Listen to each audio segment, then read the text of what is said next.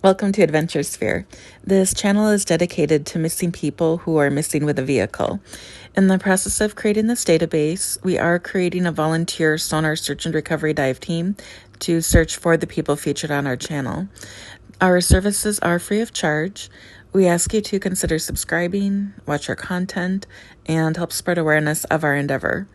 The National Suicide Prevention Lifeline can be reached by dialing 988 or 1-800-273-8255. Today's episode is about Edward, goes by Eddie, Hale Tidwell.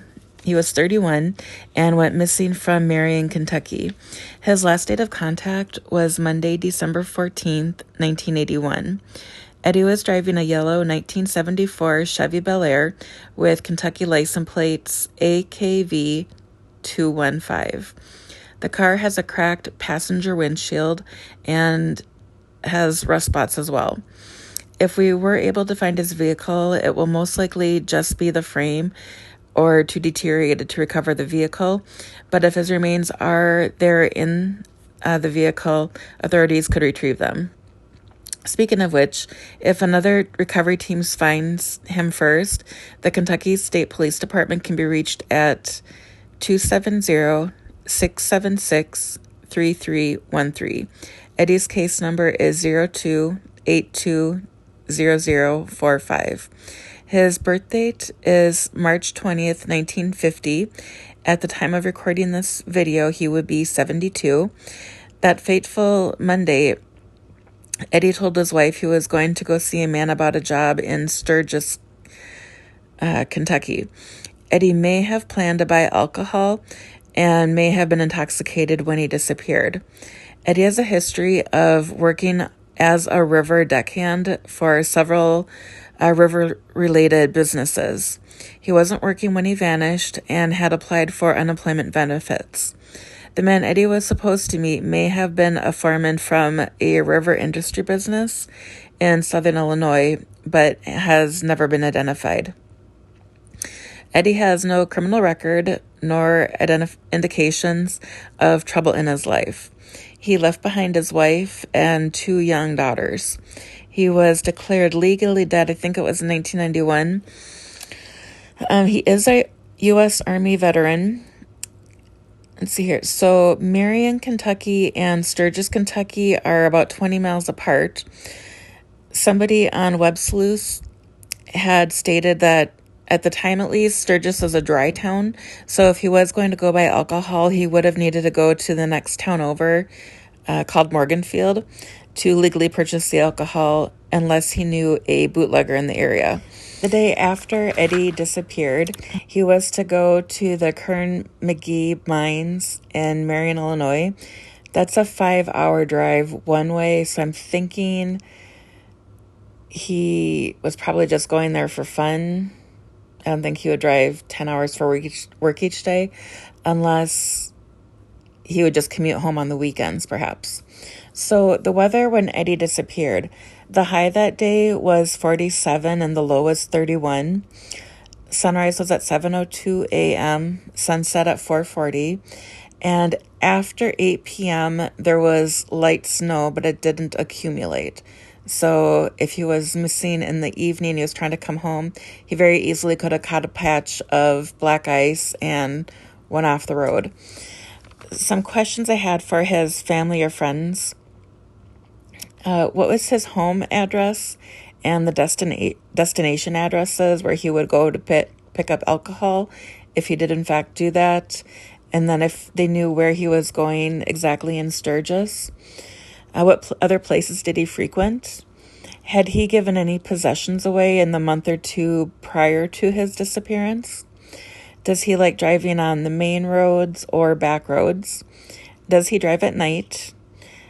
Did he put in any calls to AAA, his mechanic, or car insurance just in the day or 2 before disappearing? Was there any road construction happening at the time? Was there detours he was unfamiliar with, and he may have been driving in the dark, not seeing that there was water off to the side if he did go off the road, and just being disoriented? It might lend itself to that. And then does he have any health conditions? I know he does have a stab wound, but is he diabetic? Does he have seizures, perhaps a concussion, cardiac issues, issues with his vision? And then what was the place of his last verified transaction? Either a credit or debit card, a checkbook, receipt. That might help us also narrow down where we should be searching. His wife would have gotten checks back, I believe, in the mail that he had written. And then what time of the day did Eddie leave on Monday?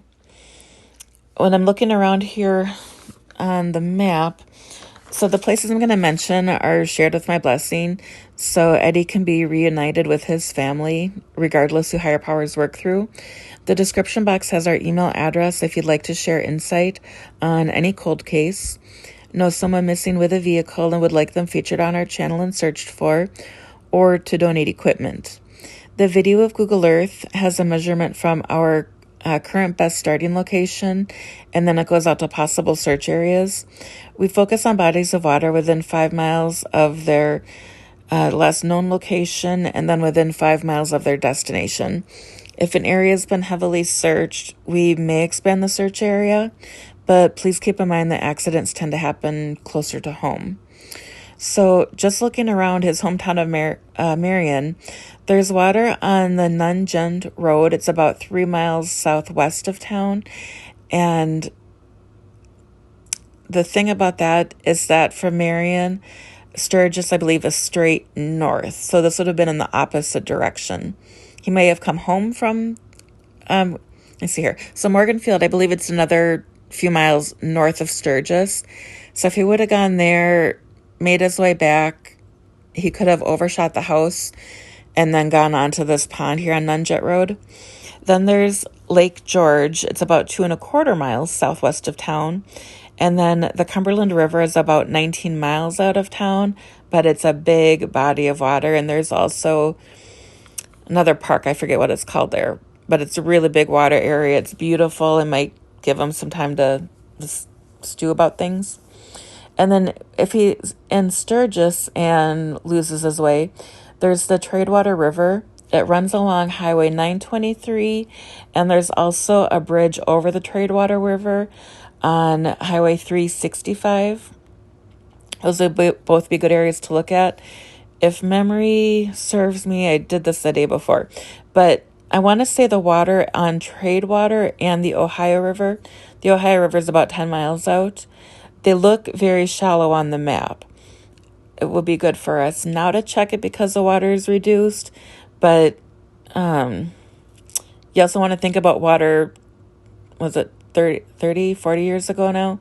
It may have been a lot deeper, so it's our benefit right now.